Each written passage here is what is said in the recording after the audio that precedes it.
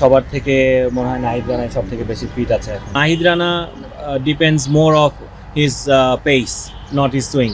কিন্তু সেকেন্ড গেমে ওরা রিড করে ফেলেছে। 10 ওভারে যদি 3 উইকেট চলে যায় তাহলে ওয়ানডে ক্রিকেটে জেতার পসিবিলিটিটা অনেক কমে যায়। এক্স্যাক্টলি মিরাজ বলতে পারবে এই উত্তরটা, যে কারণ ও ফিল করতেছে, ও ফেস করছে এই জিনিসগুলো। জানার প্রথম ম্যাচের স্পেলটা কিভাবে আসলে দেখছেন? ভালো, অবশ্যই, কারণ একটা পেস বলার যখন 7 ওভারে একটা স্পেল করে এটা অবশ্যই খুবই প্রশংসনীয়। আর নাহিদ রানা কিন্তু মানে এখন অ্যাট দ্য মোমেন্ট খুবই ফিট। সে ন্যাশনাল টিমে আমি বলবো যে সবার থেকে মনে হয় নাহিদ রানাই সব থেকে বেশি ফিট আছে এখন। সো আপনার যখন টিম দরকার হবে আপনার তখন এরকম একটা স্পেল করার জন্য ওইটুকু ফিটনেস তো আপনার ইন্টারন্যাশনালি রাখতেই হবে, যে আপনার টিম যদি ডিমান্ড করে তাহলে আপনার করতে হবে। অবশ্যই এটা ওয়ার্কলোডের একটা ব্যাপার থাকে, কিন্তু তার মানে এই না যে আমার টিম যদি ডিমান্ড করে আমি করব না। So Nahid Rana enough fit to bowl 7 over spell. আর এটা নিয়ে ওয়ার্কলোডের কোনো সমস্যা নেই। অনেকে হয়তো বা কথা বলছে নাহিদ রানা 10 ওভার কেন করলো না। 10 ওভার করাটার প্রয়োজন পড়ে না, কারণ এইটাও আমার দেখতে হবে যে 5 উইকেট পড়ে গেছে, পাকিস্তান টিম ব্যাকফুটে চলে গেছে, অন্য বাকি যারা বলার আছে তারাই কেপেবল ইনাফ টু মানে get the other wickets. So তখন নাহিদ রানাকে হয়তো বা একটু রেস্ট দিয়েছে। সো এইটা একটা টিমের স্ট্র্যাটেজি থাকে, কারণ নাহিদ রানাকে আমরা ওভার ইউজ করে ফেললেও হয়তো বা পরের ম্যাচে ইঞ্জুরিতে পড়তে পারতো, একটা চান্স থেকে যায়। সো ওই গাইডলাইন তো সবসময় থাকে ট্রেনার ফিজিওদের থেকে। সো ওইটা মেনটেন করা হয়। কিন্তু আমি ওইটা আবারও বললাম যে যদি টিমের প্রয়োজন পড়ে, আর আপনি যখন অ্যাজ এ ফাস্ট বোলার আপনি যখন উইকেট পান তখন কিন্তু আপনার এতটা কষ্ট মনে হয় না, কারণ তখন অনেক পাম্পড আপ থাকে, তখন অনেক মানে এগ্রেসিভ থাকে, রিদমটা খুব ভালো থাকে। সো কম এফোর্টেই ভালো বোলিং করা যায়। কিন্তু আপনি যদি এইটাও খারাপ বোলিং করতে তাহলে নিশ্চয়ই টিম ওকে এত ওভার স্পেল করাতো না। সো ওইটাই যে এটা আসলে ভালো একদিক দিয়ে। আবার দ্বিতীয় ম্যাচে একটু স্ট্রাগল করতে দেখেছি, মানে উইকেট পাচ্ছিল না। তো এই রিদমটা ধরে রাখা, কনসিস্টেন্সিটা ধরে রাখা কতটা ইম্পর্টেন্ট? দেখেন পাকিস্তান টিম যখন এটা ইন্টারন্যাশনাল গেম, পাকিস্তান টিম অবশ্যই হোমওয়ার্ক করেছে উইকেটটা কেমন। এটা হয়তো প্রথম গেমে ওরা হয়তো বা ওইভাবে রিড করতে পারেনি, কিন্তু সেকেন্ড গেমে ওরা রিড করে ফেলেছে। সো আমরা ওই জায়গাটায় আমরা হয়তো বা একটু ব্যাকফুটে ছিলাম, হয়তো বা না। আমরা আমাদের ধরেন আমরা মাস সাদাকাত যেমন ও সবসময় জোরে বল খুঁজে, ও সবসময় জোরে বলের জন্য ওয়েট করে।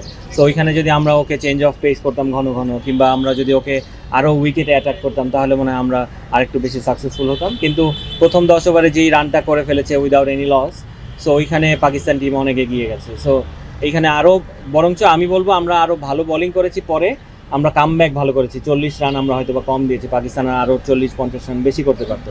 সো ওইখানে আমি বলারদের খুবই এনকারেজ করব, কারণ খারাপ সময় থেকে আবার কামব্যাক করা। সো স্কোরটা চেজেবল ছিল। আমরা ব্যাটিংটা যদি একটু ভালো করতে পারতাম তাহলে আমার মনে হয় গেমটা আমরা। দাদা ভাই, ম্যাচের সিচুয়েশন অনুযায়ী আপনার মনে হয় কোন সময়টাতে নাহিদ বেশি এফেক্টিভ হতে পারে? একটা সময় এবাদত হোসেন ইনজুর্ড হওয়ার আগ পর্যন্ত মিডল ওভারে আমরা মানে একটা ছিল যে এবাদত বল করবেন এবং উইকেট এনে দেবেন। আপনার কি মনে হয় যে ওই রোলটাই এখন স্পেসিফিকলি নাহিদের জন্য করা উচিত, এবং সেও ওইভাবে রেডি হতে পারলো যে একটা স্পেসিফিক রোল থাকলো টিমে? না দেখেন, বলার তো আসলে অবশ্যই নতুন বলার ডিফারেন্ট থাকে, মিড ওভারের বলার ডিফারেন্ট থাকে, কিন্তু আপনার টিমের যখন দরকার হবে আপনার সিচুয়েশন অনুযায়ী আপনি ওই সময় বলারকে ইউজ করবেন। সো আপনি অ্যাজ এ বলার আপনার এমনভাবে রেডি হওয়া উচিত যে আপনি যে কোনো সময়ের জন্যই আপনি রেডি। আপনাকে টিম যখন চাবে আপনি তখনই ওই জিনিসটা ডেলিভার করতে পারবেন। হ্যাঁ, নতুন বলের ব্যাপারটা ডিফারেন্ট থাকে কেন? কারণ নতুন বলে সুইং করানোর বলার আলাদা থাকে। So Nahid Rana depends more of his pace, not his swing. So ওই সুইং নিয়েও যদি এই পেসের সাথে সুইংটা নিয়ে একটু কাজ করতে পারে, আরও মানে আমার মনে হয় আরও মানে ডেঞ্জারাস বলার হবে ফেস করার জন্য। ভাইয়া, শেষ ম্যাচটা ডু অর ডাই ম্যাচ, জিতলে সিরিজ বাংলাদেশের হয়ে যাবে। তো এই ম্যাচে কোন ধরনের পরিকল্পনা নিয়ে আসলে বাংলাদেশের মাঠে নামা উচিত? দেখেন, পাকিস্তান প্রথম ম্যাচ থেকে যেই শিক্ষাটা নিয়ে ওরা ব্যাটিং করেছে, কিংবা ওরা যেই ভুলটা থেকে ওরা ওগুলো ভুল শুধরে সেকেন্ড ম্যাচে কামব্যাক করেছে। সো আমরাও সেকেন্ড ম্যাচে আমাদের ভুল ছিল, ওই ভুলগুলো যদি আমরা মানে ওভারকাম করতে পারি, সো মিস্টেকের সংখ্যা যার বেশি কম থাকবে তার দিকে গেমটা থাকবে। সো আমাদের যেই ভুলগুলো ছিল ব্যাটিংয়ে বলেন বোলিংয়ে বলেন, ওই জায়গাগুলো যদি আমরা মিনিমাইজ করতে পারি তাহলে আমাদের দিকে গেমটা থাকবে। তাহলে ভাই, কিছু আগে বলতেছেন যে রানটা চেজেবল ছিল। আসলে আমরা যদি একটু দেখি সাম্প্রতিক পরিসংখ্যান থেকে জায়গায় যে বাংলাদেশ যদি এরকম 250 রানের চেস করে যাচ্ছে, বাংলাদেশ কিন্তু বেশিরভাগই গেমই হেরে। আসলে রান তারা করার ক্ষেত্রে আমাদের মানে মানসিকতায় কোনো পরিবর্তন আনা উচিত কিনা, আসলে আপনি কি মনে করেন? এই যে আমরা একটু পিছিয়ে আছি কিনা, যে কম্পিটিটিভ স্কোর হলে আমরা একটু মানে প্রেশারটা নিতে পারি? দেখেন, চেজিং কিন্তু মানে একটা দিক দিয়ে ভালো যে আপনি জানেন আপনার টার্গেটটা কত, আপনি ওইভাবে আপনার ব্যাটিংটা সাজাতে পারবেন, আপনি প্ল্যানিংটা করতে পারবেন। আবার অ্যাট দ্য সেম টাইম আপনি যদি উইকেট পড়ে যায় তাহলে ওই চেজিংটা কিন্তু যতই রানি হোক আপনার জন্য ডিফিকাল্ট হয়ে যায়। সো লো স্কোরিং ম্যাচে কিন্তু চেস করাটা ডিফিকাল্ট, যদি আপনি আর্লি অন উইকেট পড়ে যায়, আপনি না ডমিনেট করতে পারেন ব্যাটিংয়ে। কিন্তু আপনার যখন 275-এর একটা টার্গেট আপনি চেস করতে নেমেছেন, অবশ্যই আপনার টপ 4-এর থেকে একজনের 40-50 ওভার্সের মধ্যে ঢুকতে হবে, একজনের একটা বড় ইনিংস খেলতে হবে, যেইটা আমাদের ল্যাকিং ছিল লাস্ট গেমে। সো আমাদের আর্লি 3 উইকেট পড়ে গেছে, সো 4 ওভার 3 বলের মধ্যে আমার 3 উইকেট পড়ে গেছে, তারপরে আবার একটা বৃষ্টির একটা ইন্টারাপশন। সো আপনি 10 ওভারে যদি 3 উইকেট চলে যায়, তাহলে ওয়ানডে ক্রিকেটে জেতার পসিবিলিটিটা অনেক কমে যায়। সেখানে আপনি 4 ওভার 3 বলেই আপনার 3 উইকেট পড়ে গেছে। আপনি এখন রান চেজের জন্য খেলবেন না, আপনি উইকেট হাতে রাখবেন। সো এইখানে ব্যাটসম্যানদের খুব ডিফিকাল্ট হয়ে যায়, এবং আপনার এত কম সময় মিডল অর্ডারের ব্যাটসম্যানরা নতুন বল ফেস করতে চলে আসে উইকেটে, সো ওইটা ওদের জন্য খুব ডিফিকাল্ট হয়ে যায়। সো আপনি, আমার মনে হয় চেজিংয়ের সময় আপনার যদি এইটা একটা, সব টিমেরই প্ল্যানিং থাকে, এখন আমরা করতে পারি নাই কিংবা আগে পারি নাই, সেগুলো এক্সকিউজ দিয়ে তো কোনো লাভ নেই, আমাদের করতে হবে। সো আপনি না করতে পারলে ইন্টারন্যাশনাল ম্যাচ জিতবেন না, কোনো ম্যাচই আপনি জিতবেন না।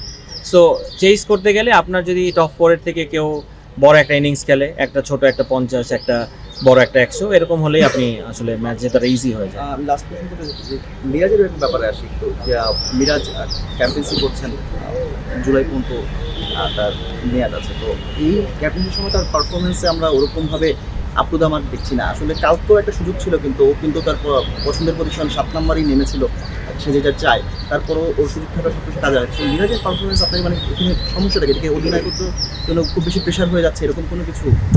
সেইটা আসলে মানে এক্স্যাক্টলি মিরাজ বলতে পারবে এই উত্তরটা, যে কারণ ও ফিল করতেছে, ও ফেস করছে এই জিনিসগুলো, যে ক্যাপ্টেন্সি নিয়ে ওর প্রেশার হচ্ছে কি হচ্ছে না।